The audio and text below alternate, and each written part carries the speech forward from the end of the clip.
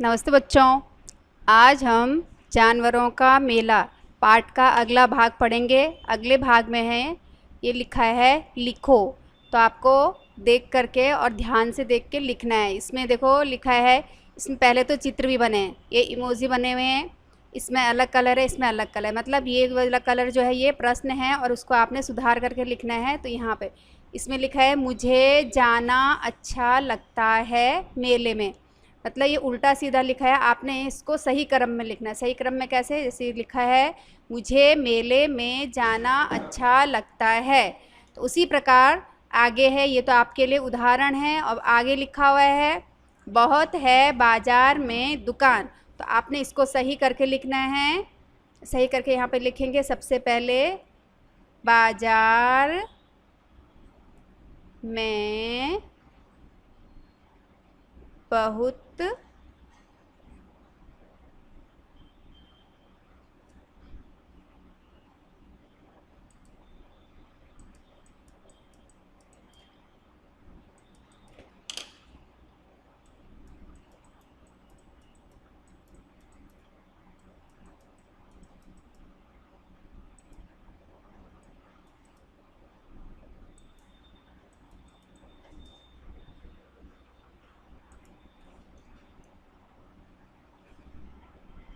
बाजार में बहुत दुकान है, ये आपने इस प्रकार लिखना है।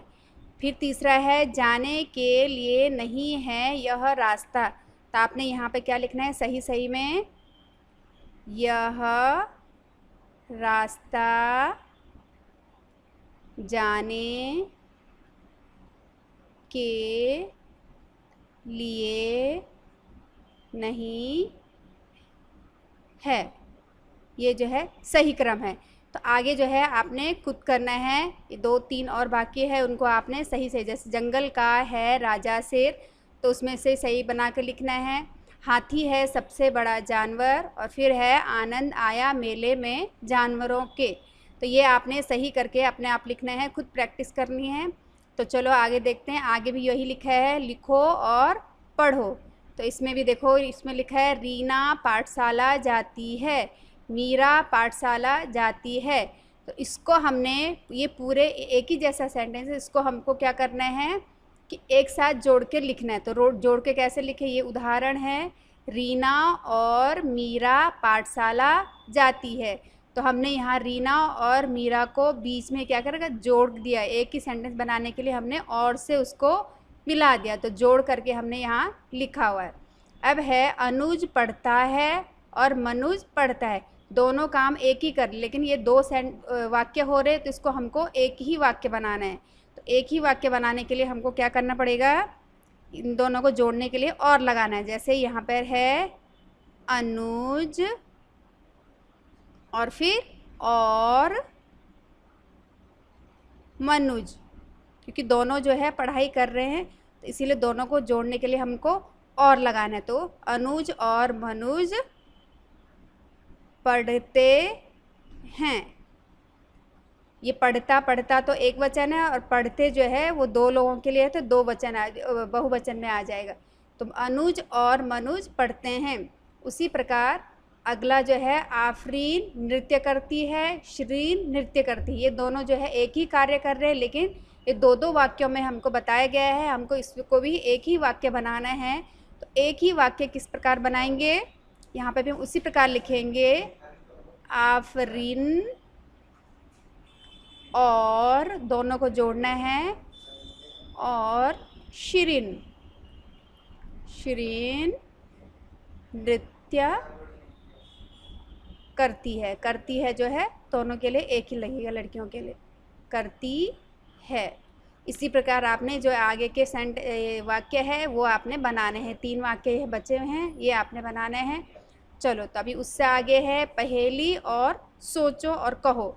हमने पहेली को देखना है ध्यान से, और उसमें सोच करके हमने क्या करना है वो आपको बताते हैं। इसमें नाम दिए गए हैं कंघी, फ्रॉक, बाल्टी, मेज़, प्लास्टिक, वस्त्र, दिया, लकड़ी, रुमाल, दादा की छड़ी, मिट्टी, चम्मच, खिलौना, पीढ़ा, बेलन और घड़ा।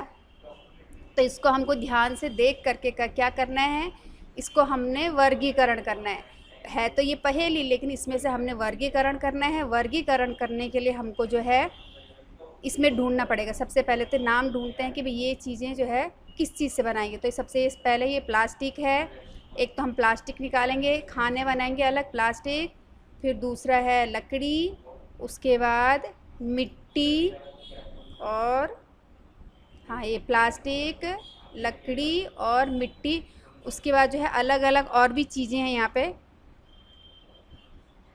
तो चलो पहले हम इसको देखते हैं। हमने जैसे मान लो, हाँ बाकी कपड़ा जो है, कपड़ा तो नहीं है, लेकिन हमने 4 खाने जैसे बनाने हैं। आप लोगों को उदाहरण बता देती हूँ।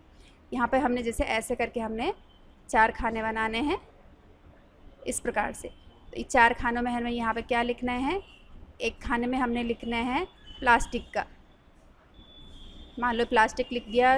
दूसरे में हमने लकड़ी लिखना है, तीसरे खाने में हमने जो है मिट्टी लिखना है, और चौथे खाने में हमने जो है कपड़ा लिखना है। तो प्लास्टिक से क्या चीज़ें बनती है, लकड़ी से क्या क्या चीज़ें बनती है, मिट्टी से क्या बनता है, और कपड़े से क्या क्या चीज़ें बनी हुई है, वो हमने यहाँ से ढूंढ करके लिखना है। तो इस प्रकार आपको तालिका बनानी है। प्लास्टिक में जो है क्या क्या आएगा, प्लास्टिक में आएगा कंघी भी प्लास्टिक की होती है, इसमें लिख लो हाँ प्लास्टिक जैसे। फिर उसके बाद बाल्टी भी प्लास्टिक की होती, तो मैं इसमें आपको लिख के देती हूँ पॉप मतलब प्लास्टिक। फिर उसके बाद लकड़ी, दिया नहीं, रुमाल, दादा की छड़ी, मिट्टी, चम्मच, हाँ चम्मच भी कभी कभी प्लास्टिक की होती है, तो उसको भी हम प्लास्टिक में डालेंगे। खिलौना प्लास्टिक का होता है, इसको में पौ लिखेंगे। बेलन, पीढ़ा या घड़ा ये नहीं। अब जो है लकड़ी वाले वस्तु ढूंढते हैं कि लकड़ी की कौन कौन सी है। तो लकड़ी की क्या चीज़ होती है, यहाँ पे लकड़ी का ये मेज़ है, तो यहाँ पे हम लिखेंगे लौ से लकड़ी। आपने पूरा नाम ऊपर तालिका में लिखना है। उसके बाद लकड़ी का और क्या चीज़ होता है, दादाजी की छड़ी, ये भी जो है लकड़ी से बनता है, तो इसमें भी हम लौ लिख रहे हैं। फिर खिलौना, पीढ़ा भी जो है वो लकड़ी से बनता है, इसमें भी लौ। बेलन भी जो है लकड़ी का होता है, इसमें भी लौ। तो लौ का मतलब लकड़ी, आपने वो लकड़ी वाले खाने में लिखना है। फिर है मिट्टी, तो मिट्टी से क्या क्या चीज़ें बनती है वो हमने लिखना है। तीसरा खाना जो मिट्टी वाला है, तो मिट्टी से बनी हुई चीज़ें कौन कौन सी हैं। सबसे पहले तो ये दिया, तो दिया भी जो है वो मिट्टी से बनता है, तो उसमें हमने मी लिखा है, आप समझ जाना कि मिट्टी का। फिर उसके बाद मिट्टी से और क्या बनता है, घड़ा भी जो है मिट्टी से बनता है, तो वो मिट्टी वाले खाने में हमने लिखना है। उसके बाद कपड़े से क्या क्या बनेगा, फ्रॉक, ये कपड़े वाले खाने में आएगा। उसके बाद ये वस्त्र, ये भी कपड़े वाले में आएगा। ये सब आपने कपड़े वाले खाने में लिखना है। तो चलो आज का वीडियो यहीं पे समाप्त करते हैं, अगले वीडियो के इंतज़ार में। धन्यवाद।